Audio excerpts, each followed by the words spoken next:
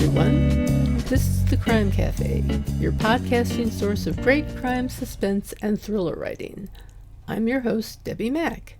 Before I bring on my guest, I'll just remind you that the Crime Cafe has 2 ebooks for sale, the 9-book box set and the short story anthology. You can find the buy links for both on my website, debbimack.com, under the Crime Cafe link.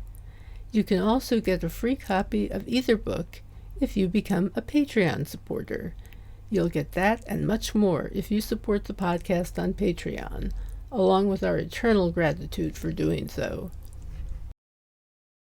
But first, let me put in a good word for Blueberry Podcasting. I'm a Blueberry affiliate, but that's not the only reason I'm telling you this. I've been using Blueberry Podcasting as my hosting service for my podcast for years, and it's one of the best decisions I ever made. They give great customer service. You're in complete control of your own podcast. You can run it from your own website, and it just takes a lot of the work out of podcasting for me. I find for that reason that it's a company that I can get behind 100% and say, you should try this. Try Blueberry. It doesn't require a long-term contract, and it's just a great company, period. And it also has free technical support by email, video, and phone, so you can get a human being there. Isn't that nice? Hi, everyone. My guest today is a novelist who identifies himself as an independent thinker. Yes, I like those. And a recovering academic. He has a degree in history and graduate degrees in religious studies, comparative literature, and education. That's quite a bit to recover from. For more than a decade, he's taught philosophy, religious studies, writing, and literature. His debut novel is called Central City. I'm pleased to have with me today's guest, Indy Perro. Hi, Indy. How are you doing today? I'm doing well, Debbie. Thanks for having me. You know, I was going to try to roll my R's on your name, but I thought, no way. I can never roll my R's. Is it a Spanish name? Yeah. Perro is the Spanish word for dog. Yes, it is. And I can never roll my R's when I say dog in Spanish, so I always have a speech defect in Spanish. Your credentials just blow me away. You must have a lot of material ideas for novels from your experiences. Yeah, they tend to be a little bit philosophical in nature. I noticed that. So my ideas tend to be built around questions, and then I develop the story to help me test out those questions and find the tension in the answers, right? And that way there tends not to be an easy answer, but instead I can tease out different perspectives. I really like that. That's really cool. What inspired you to write your novel? Oh, so Central City is inspired by the environment I grew up in. I grew up in a Midwestern city, and at a time when, crime rates were higher, I want to say higher than they are now, but at least higher than they were before the pandemic. And, I'm old enough now that I've seen sort of American society ebb and flow in several different ways. And, crime rates dip and then rise back up. The neighborhood that I grew up in doesn't really exist anymore. It's now like a commercial and industrial area. Other neighborhoods that were, my stomping grounds as a kid have become gentrified or have gone the other direction, depending upon what's happened. And I find that history fascinating. And I think that the city, I've also, since I moved away from the city, I've lived in some pretty rural areas and was surprised to find that people have kind of weird ideas about what cities are.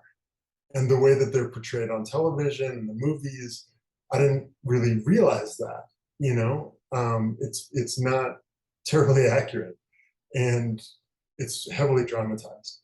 And so I wanted to tease out, how does the city fit mythologically? in the American imagination? How do we think about that? How is that a testing ground for who we are? How do we see the other in the context of the city? And how do we see ourselves as a reflection of our communities? I'm often struck with the differences in the way people view cities or rural areas, depending on where you live. If you live in a city, you have no clue what it's like to live in a small community, and Absolutely. vice versa. That's a great, yeah, that's like totally correct. Yeah. Yeah, absolutely. I have to say, your website is just outstanding. I love it, Yeah. and Thank you. really focuses on Central City almost as a kind of character in itself. Um,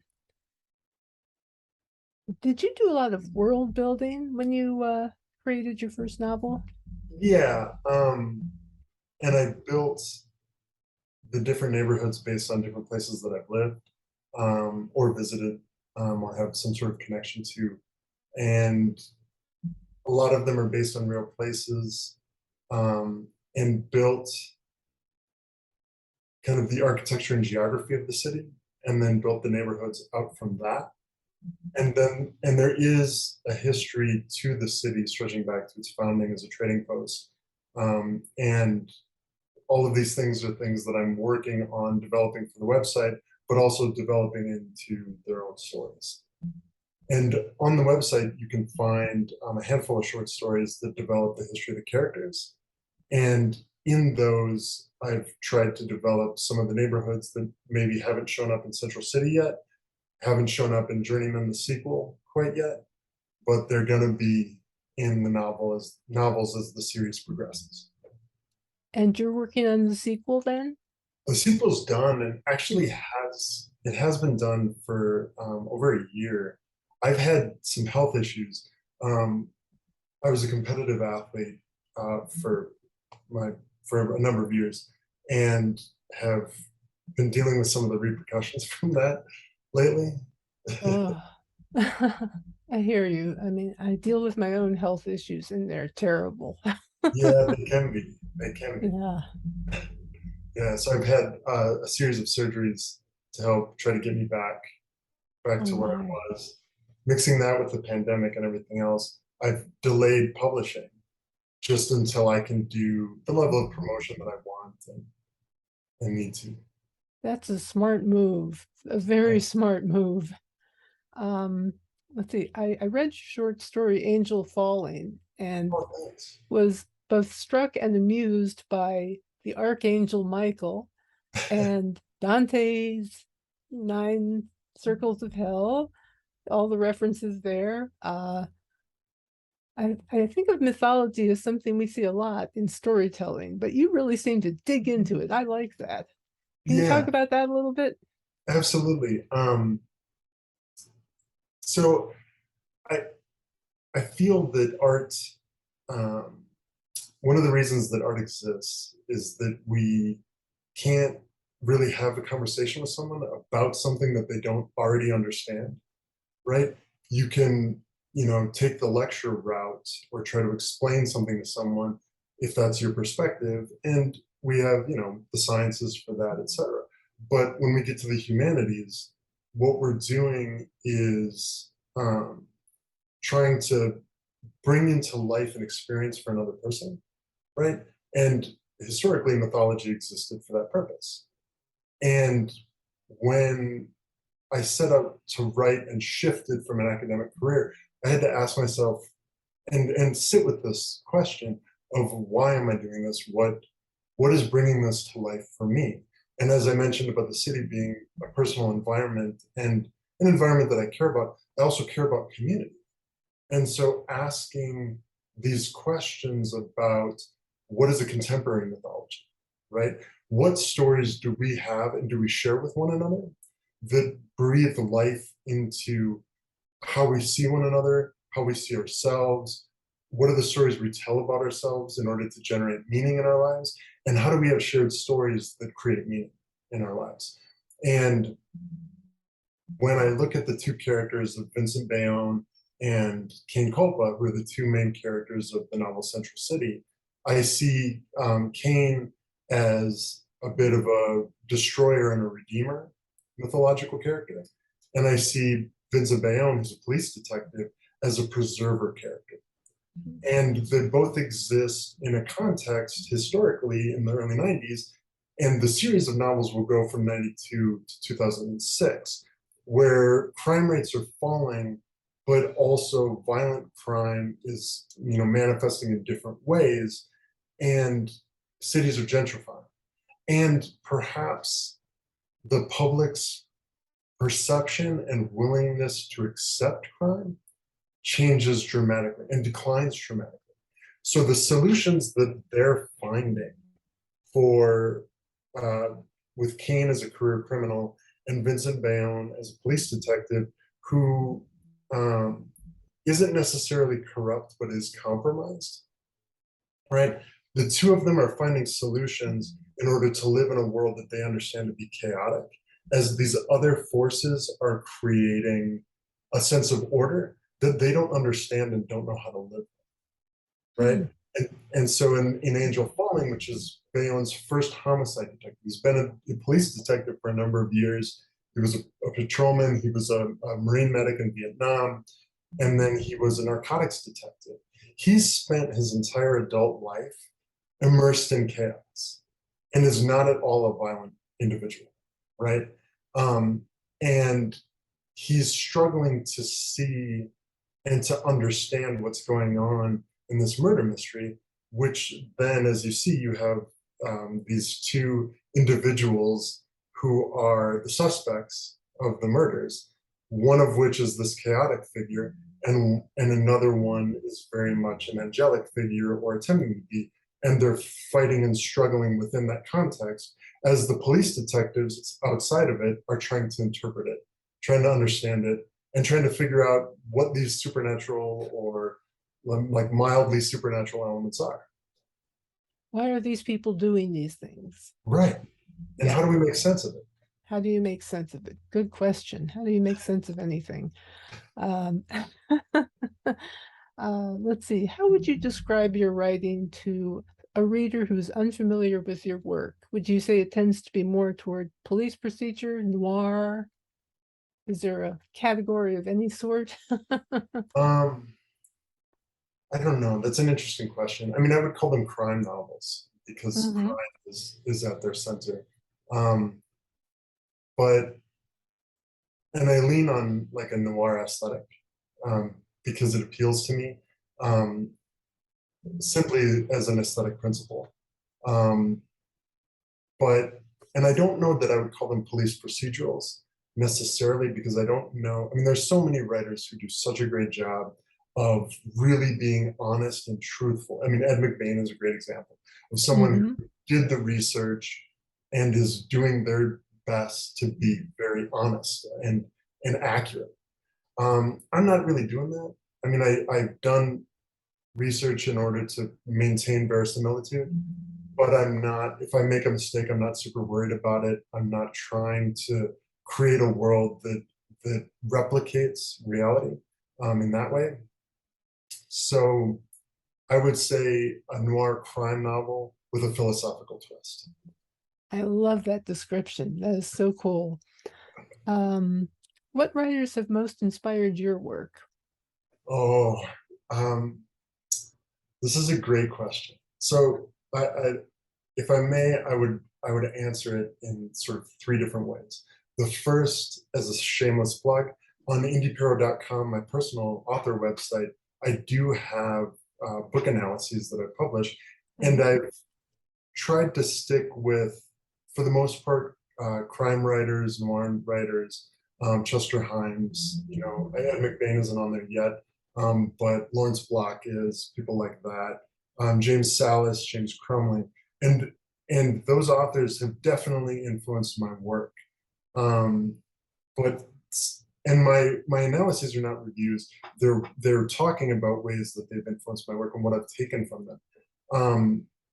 But they don't make me want to write because they do such a great job of what they do, right? So I read them and I don't see something that I necessarily can improve on, And sometimes that really does motivate me to write. When I read a book and there's something in here that I want to change or I want to do my own way, that motivates me. Um, and so writers of a more literary bent like Cormac McCarthy or I'm actually reading John Jakes right now, his North and South trilogy. And not that he's necessarily that type of literary author, but that historical fiction motivates me to write because it's not something I want to do, right? I don't want to write like Cormac McCarthy. I don't want to write like William Faulkner. Right. But when I read them, I get ideas that I then want to bring to my own work. Um, but with my degrees and with my background, my academic background, I've read a lot of nonfiction. And in the same way, that also motivates me because I'll read a book on, ecology or something, and it'll spark an idea in my mind that will then become a story and that I'll need to get out of my system. I know exactly what you're talking about. I was inspired by a science book to write a thriller, so Absolutely. it's amazing what's out there that you can get ideas from. Let's see. How much research do you do when writing a book? Um, that's an interesting question. I it depends on what we consider research, right? So there are moments when um, I'm working through something and I need to find out about a type of gun or a type of automobile, right? Detective Vincent Bayonne drives a Chevy Vega, and I've had to go back and explore that type of car. And it actually, initially, the idea for that came from a documentary that I was watching. Um, and it just seemed like the car that would fit. I don't know a ton about cars, right? So questions like that, to get the description right, to get those things, there are always those side journeys. But in terms of like structuring the story or trying to keep my history as accurate as possible, maintaining those things, um, I would rather have some slippage there, right? I'd rather have the ability to move around and wiggle, um, which is why it's a fictional set. It's why I didn't write about Chicago or New York City, right? Or St. Louis, because I didn't want to have to adhere to that and Mm-hmm. have someone who lives there say, well, this street isn't where you say it is. I want to make whatever street wherever I want it. I like that approach. That's great. It's kind of an amalgam of cities. Yeah. Let's see. Oh, what advice would you give to somebody who would like to make a living as a writer? So that's difficult because, um, there's making a living is one thing and being a writer is another. And you can absolutely make a living as a writer. You can make a living as, creating handcrafted furniture. You can make a living as a blacksmith, doing all kinds of things.